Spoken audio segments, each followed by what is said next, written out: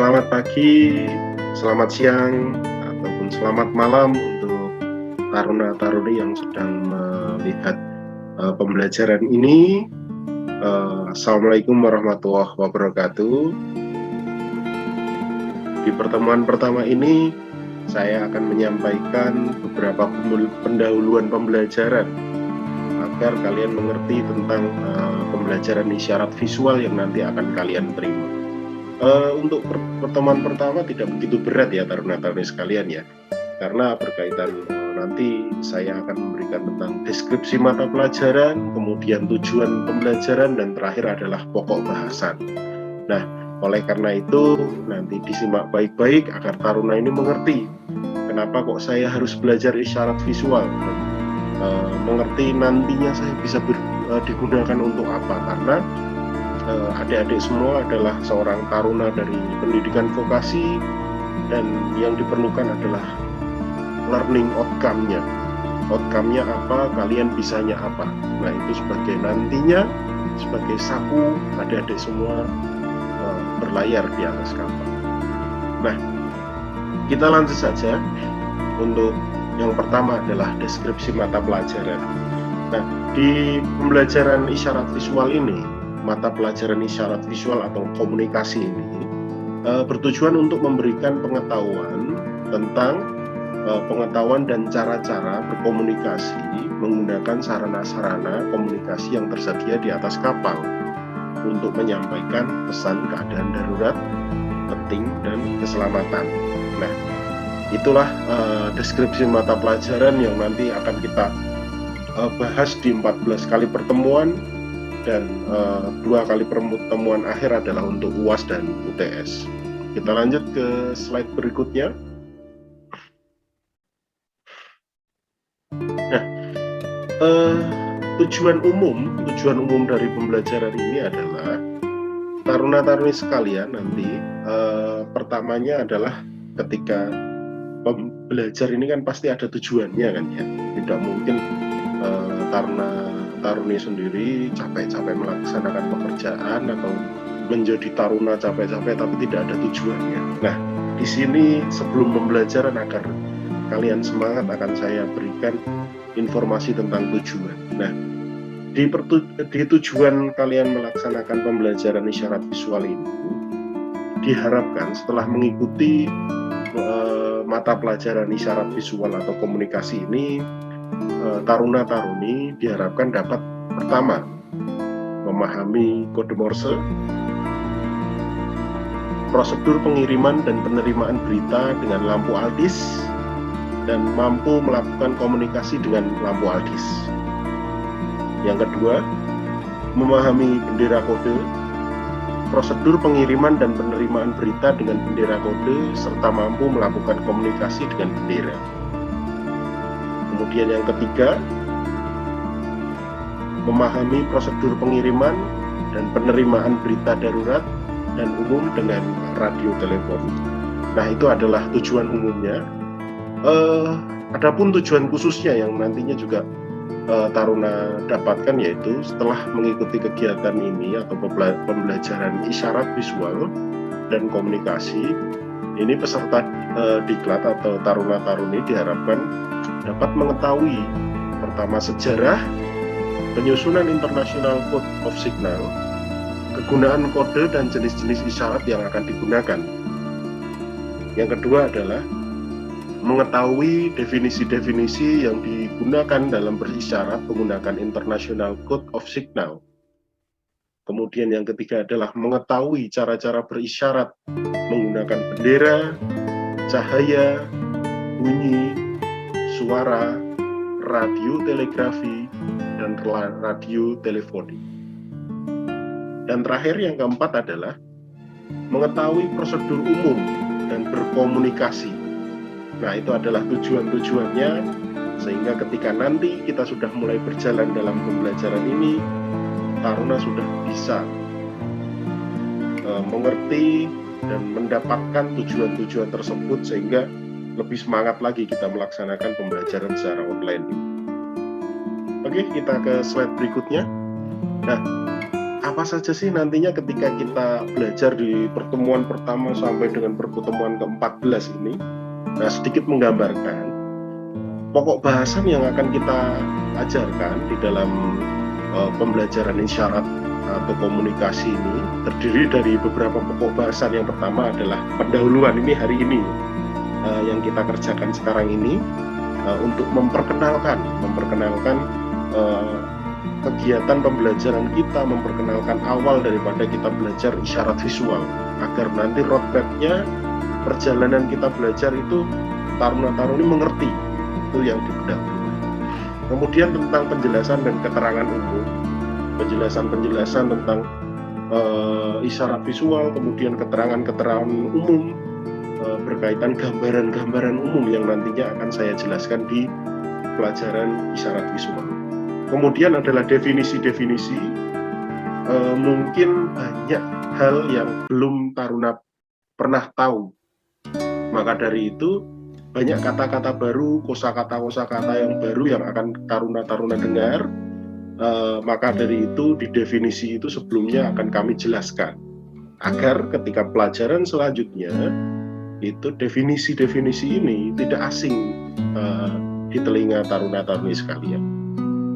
Selanjutnya adalah cara-cara berisyarat. Nah, nanti akan saya berikan informasi tentang bagaimana sih cara-cara berisyarat itu, aturannya bagaimana. Kemudian tentang instruksi-instruksi umum. Kemudian dilanjutkan dengan pengisyaratan dengan bendera. Mungkin taruna-taruni sudah pernah melaksanakan dulu waktu SMA. Kemudian pengisyaratan dengan cahaya, yang ini pasti sepertinya belum, karena memang pengisyaratan dengan cahaya itu kita harus menggunakan lampu aldis. Namun kalau taruna-taruni pernah mengerti informasi tentang SOS ataupun isyarat cahaya menggunakan lampu, HP dan sebagainya, nah itu hampir-hampir mirip karena memang ini bersifat internasional. Kemudian pengisyaratan dengan suara. Nah, mungkin yang kalian taruna-taruni pernah tahu, yaitu sebagai insan pelayaran pastinya kalian pernah main ke laut ya. Kalau pernah dengar kapal itu ketika mau berangkat memberikan suara tuut, seperti itu termasuk ke dalam isyarat suara. Oke, jadi nanti kita akan belajar tentang itu. Itu ilmu kalian. Nantinya adalah ilmu kalian. Yang membunyikan suling panjang itu pun nantinya juga akan kalian. Gitu.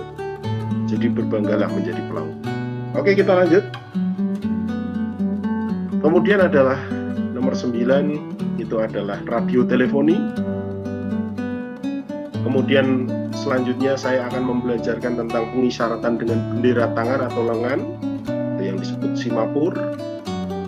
Kemudian adalah simbol Morse, tabel fonetik, dan isyarat prosedur.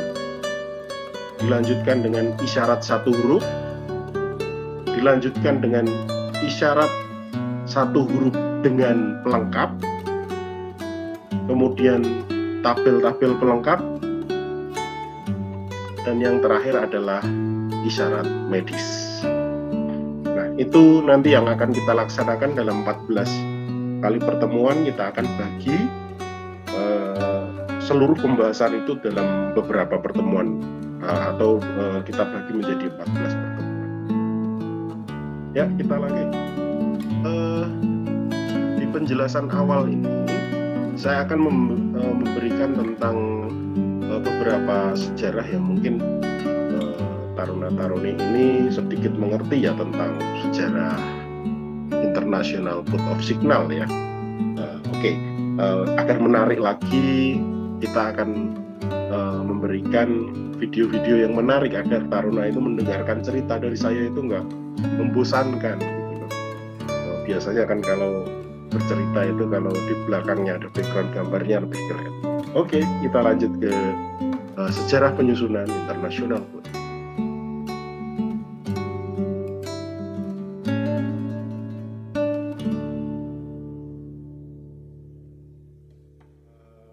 Sekarang saya bawa adik-adik semua terbang di atas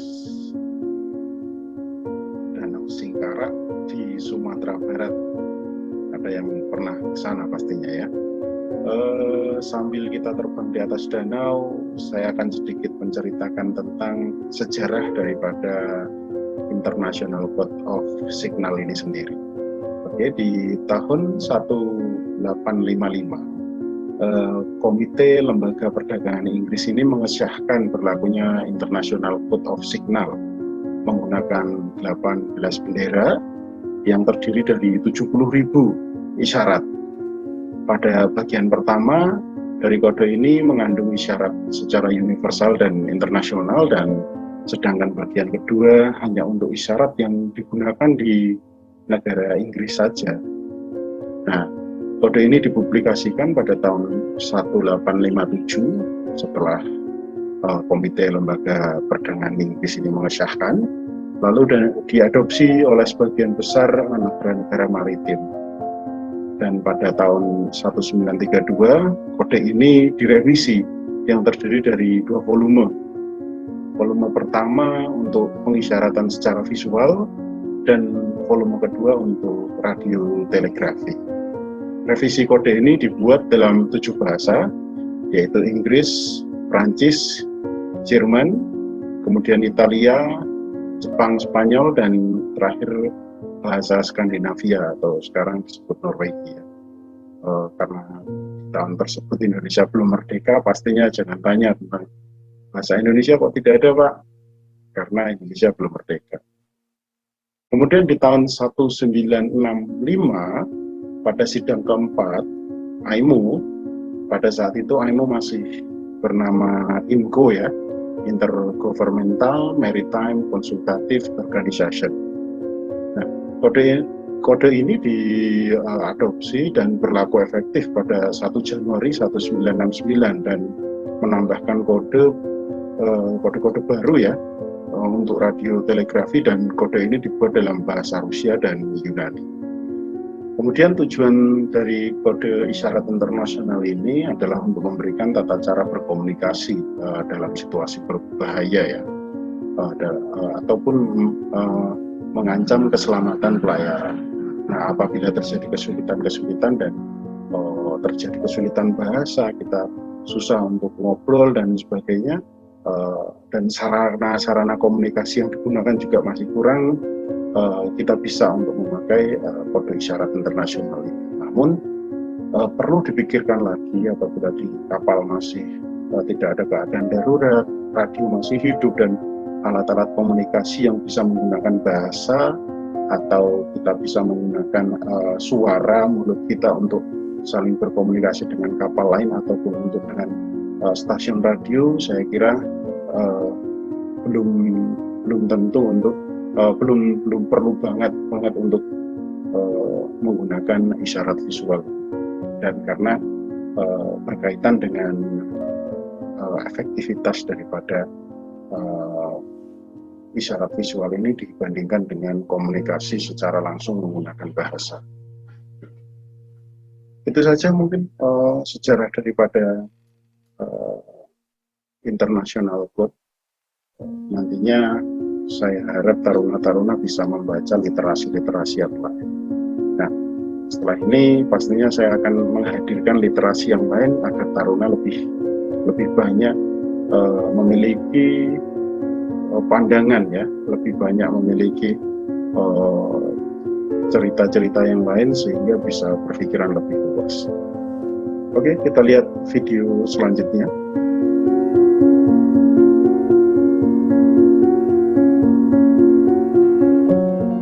Gimana? Sudah mengerti tentang sejarah daripada International Code of Signal? Pastinya sangat menarik kan?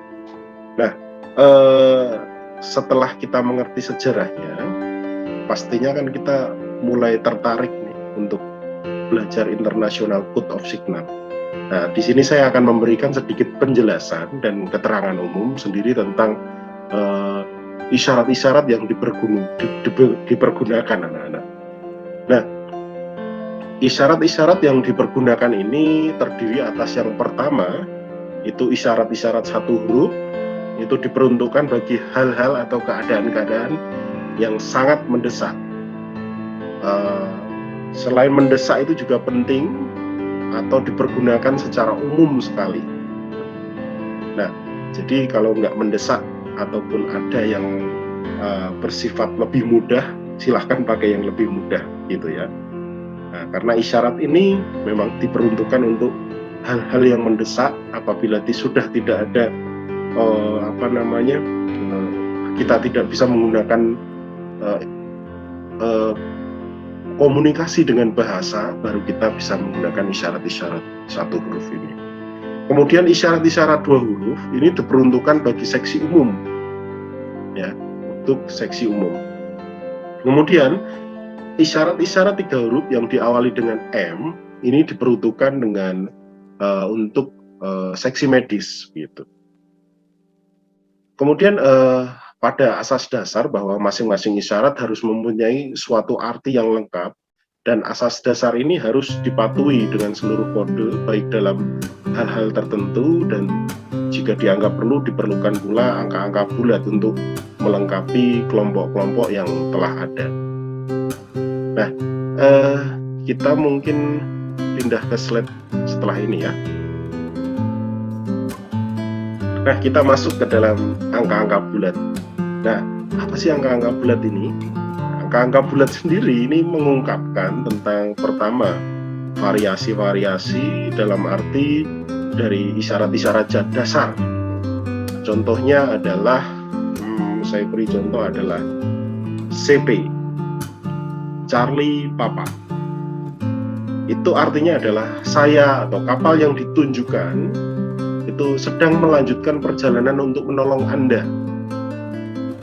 Nah, di sini kita ada namanya CP Charlie Papa Unoban atau Charlie Papa 1. Nah, nanti kami akan ajarkan bagaimana menyebut tentang Charlie Papa 1. Nah, sekarang saya sebut 1 dulu ya, karena saya belum memberikan pembelajaran tentang Charlie, C itu sama dengan Charlie, P itu sama dengan Papa, ataupun 1 sama dengan Unoban.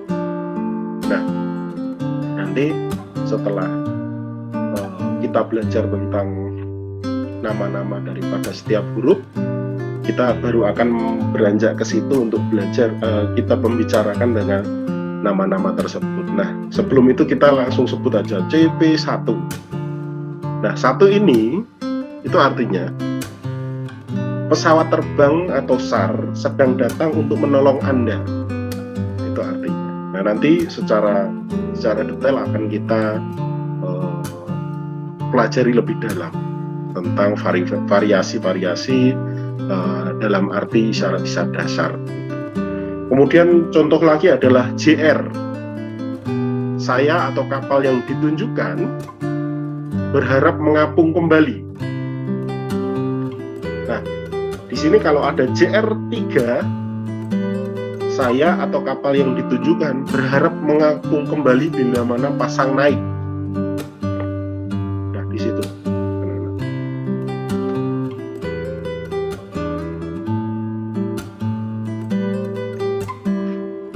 Nah, selanjutnya yang kedua adalah pertanyaan-pertanyaan tentang pokok dasar atau isyarat-isyarat dasar yang sama. Contohnya adalah DY, itu sama dengan kapal, atau nama, atau isyarat identitas telah tenggelam di lintang berapa, bujur berapa. Ya, nanti lintang berapa, bujur berapa, itu ada ketentuannya bagaimana untuk mengisinya. Kemudian DY4 itu berubah lagi menjadi berapakah dalam air di mana kapal itu telah tenggelam. Ini contohnya. Contoh tentang pertanyaan-pertanyaan tentang dasar pokok atau pokok dasar atau isyarat dasar yang sama. Oke, kemudian DK. Anda harus mengirim semua skoci rakit yang ada, itu artinya.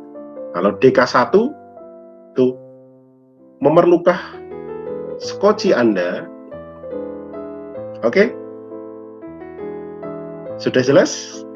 Nah, tadi untuk kembali lagi tadi untuk pertanyaan-pertanyaan tentang pokok-pokok dasar atau isyarat dasar yang sama. Kemudian adalah jawaban atas suatu pertanyaan atau permintaan yang diungkapkan oleh isyarat dasar. Contohnya ini, IB. Itu adalah kerusakan apakah yang Anda derita? Kemudian ada IB4. Besarnya kerusakan masih belum diketahui. Dan kemudian yang terakhir adalah keterangan-keterangan yang merupakan pelengkap yang khas ataupun terperinci. Contohnya adalah IN, saya perlu seorang penyelam. Kemudian kalau ditambahin IN1 yaitu saya perlu seorang penyelam untuk membebaskan baling-baling. Kemudian contoh lagi nih, JA, saya memerlukan alat-alat pemadam api. Kalau JA1 adalah saya memerlukan alat-alat pemadam api berbentuk busa. Nah, kalau JA2 beda lagi. Saya memerlukan alat-alat pemadam api CO2. Sudah jelas semuanya? Oke. Nah, angka-angka bulat ini yang muncul di dalam teks lebih dari satu kali, maka dikelompokkan dalam 3 buah tabel, dan tabel-tabel itu hanya dipergunakan bila mana tercantum dalam teks isyarat-isyarat saja.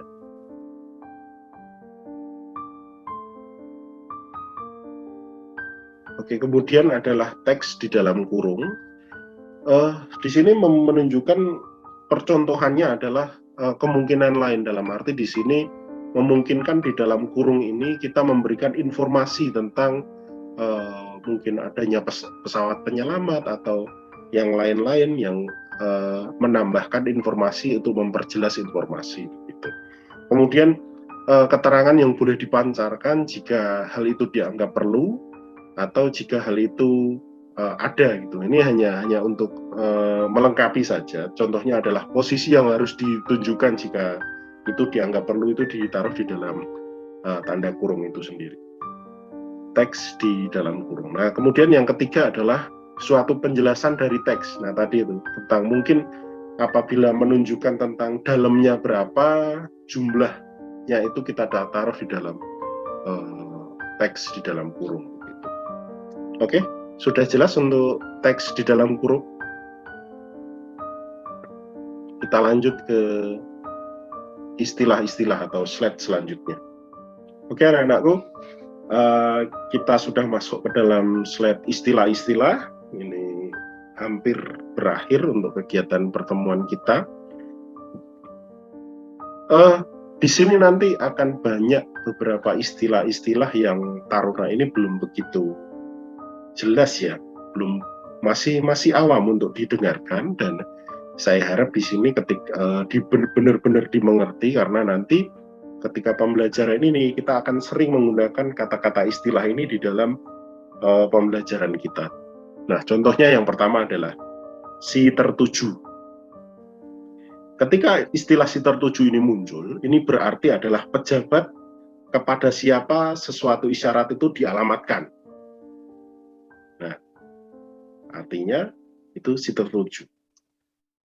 Kemudian arti daripada kelompok adalah suatu huruf atau lebih dan atau satu angka untuk lebih yang tidak terputus-putus dan yang bersama-sama membentuk suatu isyarat. Ya, itu adalah arti daripada kelompok. Kemudian arti daripada sebuah pancangan, nah di sini agak sedikit panjang, yaitu terdiri atas satu kelompok atau lebih yang dikibarkan pada seutas tali bendera tunggal. Nah, sebuah pancangan disebut berada di tengah-tengah apabila pancangan itu dikibarkan kira-kira di setengah ketinggian maksimal dari tali bendera. Sebuah pancangan atau isyarat-isyarat disebut berada di puncak apabila isyarat-isyarat itu di ketinggian maksimal yang dapat dicapai oleh tali bendera. Nah, itu adalah sebuah pancangan ya, arti daripada sebuah pancangan. Kemudian untuk isyarat identitas sendiri adalah kelompok huruf-huruf dan angka-angka yang diberikan oleh administrasi pemerintahnya kepada masing-masing stasiun. Itu isyarat identitas. Kemudian adalah kelompok angka. itu adalah sebuah kelompok yang terdiri atas satu angka atau lebih. Itu untuk kelompok angka. Kemudian originator, yaitu pejabat yang menyuruh dipancarkannya suatu berita. Itu originator. Oke, kita lanjut ke prosedur-prosedur. Nah, itu adalah ketentuan-ketentuan atau aturan-aturan yang dibuat untuk menyelenggarakan isyarat. Kemudian isyarat prosedur adalah sebuah isyarat yang dibuat untuk mempermudah isyarat itu dilaksanakan. Nah, ini yang penting, stasiun penerima. Itu adalah stasiun yang olehnya sesuatu isyarat benar-benar dibaca. Oke? Kemudian adalah pengisyaratan bunyi. Nah, setiap sistem pemberian isyarat Morse dengan menggunakan sirene, suling, koro kabut, lonceng, atau alat-alat bunyi lain itu disebut pengisyaratan bunyi. Ya. Kemudian adalah stasiun, itu adalah sebuah kapal, atau pesawat terbang, atau pesawat penyelamat, atau setiap tempat di mana komunikasi dapat diselenggarakan dengan mempergunakan apapun. Itu adalah stasiun. Kemudian untuk stasiun tujuan. Stasiun tujuan sendiri artinya adalah stasiun di mana isyarat pada akhirnya diterima oleh si tertuju. Kita lanjutkan ke slide berikutnya. Kemudian adalah stasiun asal, yaitu stasiun di mana originator tadi menyerahkan sesuatu untuk dipancarkan tanpa memperhatikan sistem komunikasi yang digunakan. Stasiun asal. Harus tahu tadi originator itu apa. Kemudian stasiun pemancar adalah stasiun yang oleh stasiun itu sesuatu isyarat benar-benar dibuat. Itu stasiun pemancar. Kemudian tali pemisah. Nah, seutas tali bendera yang panjangnya kira-kira 6 kaki. 6 kaki itu sama dengan 2 meter. Ya nggak sama dengan persis ya. Sekitar 2 meter. Dipergunakan untuk memisahkan atau mengantarai masing-masing kelompok bendera. Untuk memisahkan. Untuk mengantarai masing-masing kelompok bendera. Kemudian untuk pengisyaratan visual ini artinya adalah setiap sistem komunikasi yang pengisyaratannya dapat kelihatan atau dapat terlihat. Terakhir, waktu asal. Waktu asal adalah pada saat waktu di mana isyarat itu diorder untuk dikirimkan. Ya, itu adalah waktu asal. Oke. Itu saja untuk pertemuan hari ini anak-anakku, sangat singkat. Saya yakin taruna-taruni bisa mengerti apa yang saya sampaikan karena kita akan balut dengan gambar-gambar sehingga lebih mudah untuk dimengerti. Ya, saya harap apabila lupa nanti video ini bisa di rewind lagi agar bisa ditonton lagi terus-menerus dan kalian bisa belajar kapan saja, di mana saja, berapa kali pun bebas. Oke, anak-anakku, terima kasih untuk pertemuan hari ini. Jangan lupa jaga kesehatan, tetap di rumah saja, jangan lupa menggunakan masker, dan selalu patuhi protokol kesehatan. Terima kasih. Wassalamualaikum warahmatullahi wabarakatuh.